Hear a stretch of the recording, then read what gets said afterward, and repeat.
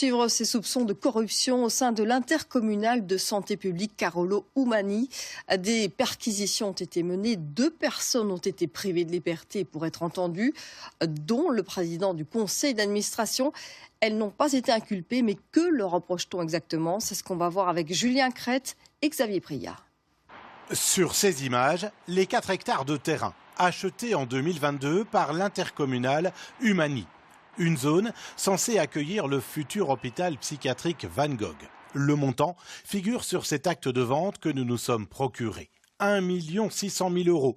Problème, cet achat serait lié à un versement de 100 000 € sur le compte du président du groupe, Caralabos Raptis, par les vendeurs du terrain. Un coup dur pour l'institution. L'achat de ces terrains, il s'est fait via la procédure habituelle, c'est-à-dire qu'il est passé devant le bureau exécutif, devant le conseil d'administration, et il y a un notaire qui a été mis sur le coup avec notre cellule infrastructure qui a travaillé dessus. Hier, l'intercommunal a fait l'objet de perquisitions. Le président a été privé de liberté, relâché cet après-midi. L'instruction se poursuit pour déterminer si un montant considéré comme pot de vin a pu être versé.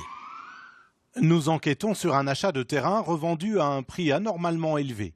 Une somme de 100 000 € versée au président fait aussi l'objet de vérifications.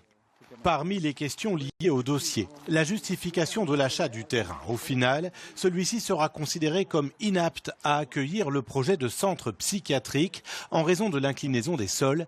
Les membres de l'opposition le dénoncent. C'est tout le processus décisionnel, c'est-à-dire on achète un terrain pour y faire quelque chose qu'on ne sait pas faire, qui est porté à notre connaissance par un membre du conseil d'administration et qui n'a jamais été évalué par un organisme public ou par un officier public tel qu'un notaire. Une deuxième personne privée de liberté hier a elle aussi été relâchée.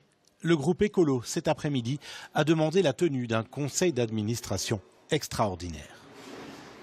Aux États-Unis, c'est un jugement